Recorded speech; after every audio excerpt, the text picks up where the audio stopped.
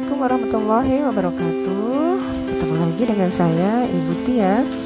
Pada kesempatan kali ini saya punya sebuah topik yang ingin saya sharingkan dengan Anda tentang syukur nikmat. Oke, teman-teman, mungkin saya ingin mengajak teman-teman untuk membayangkan sebuah keadaan yang mana keadaannya adalah kita bangun pagi, kemudian kita berdoa setelah bangun tidur, kemudian kita seperti biasanya melakukan ibadah sunnah dan wajib yang kita lakukan dari setelah bangun tidur. Dan coba Anda bayangkan, setelah Anda selesai melakukan ibadah itu, Anda keluar rumah atau Anda buka jendela atau Anda ke belakang rumah, terserah. Lakukanlah keluar ruangan. Nah, itu intinya, gitu ya. Boleh melihat jendela, tapi melihat keluar ruangan. Boleh keluar pintu depan, pintu samping, pintu belakang, bebas.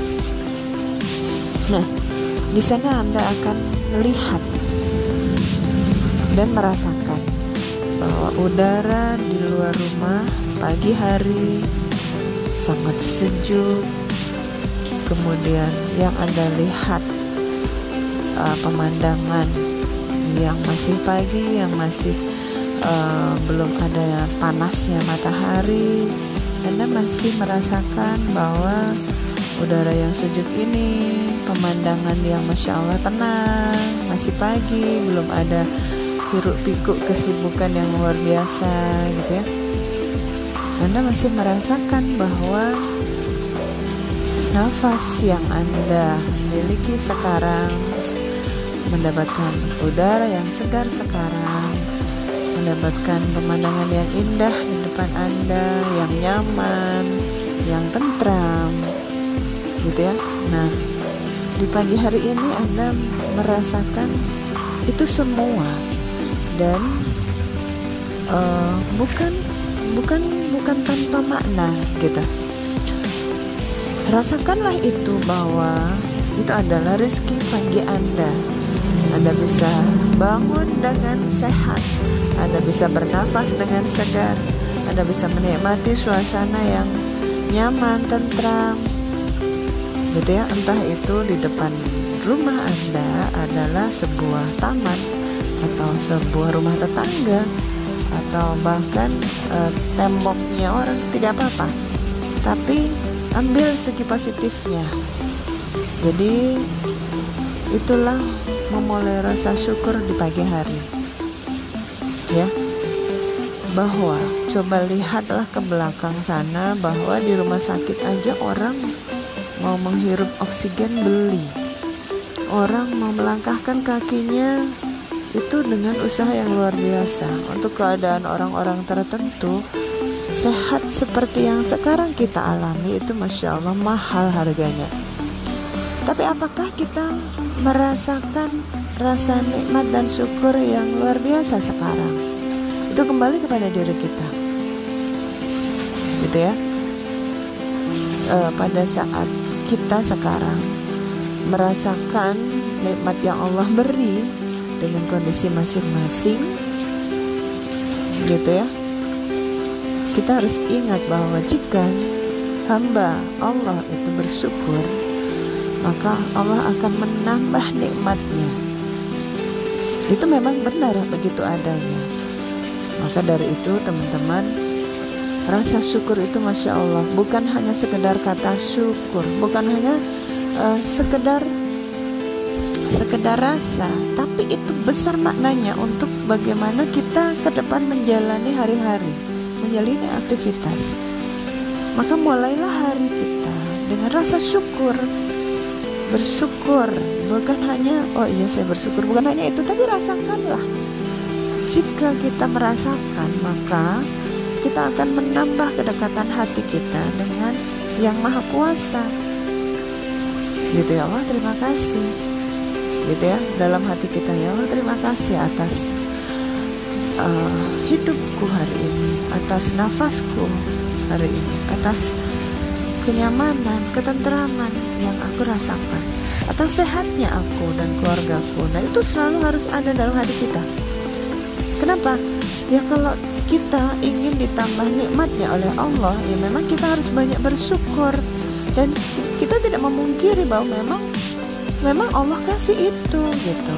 Jadi jangan kita menganggap bahwa oh sudah normal kok, tiap hari juga aku bangun pagi, tiap hari juga aku bernafas normal, tiap hari juga kondisinya tentram, sudah biasa itu. Nah kita harus sudah mulai merubah itu, bahwa sebenarnya jika Allah tidak menginginkan hal itu terjadi dalam diri kita, maka sebenarnya bisa aja berubah kondisinya di pagi hari.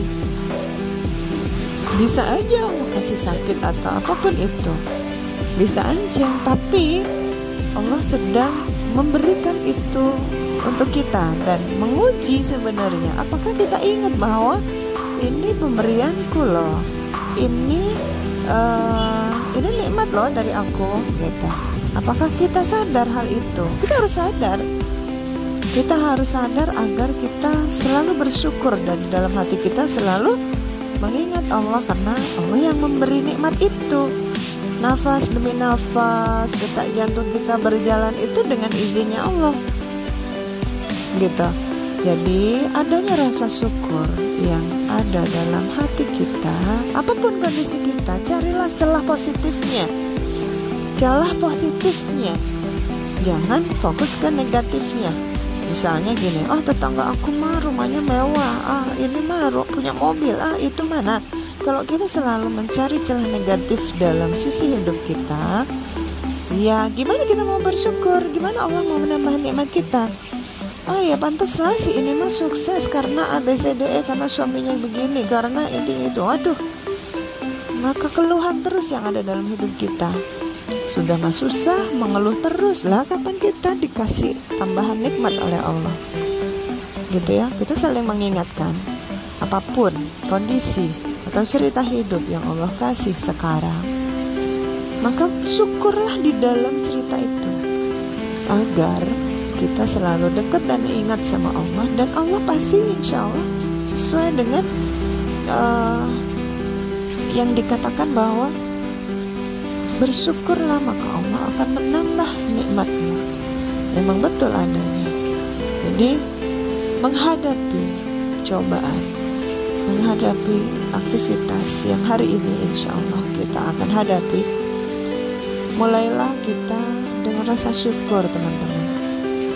Dan selalu ingat di dalam hati kita, siapa yang memberi kesempatan untuk kita hidup dan berjuang dan menjadi orang sukses.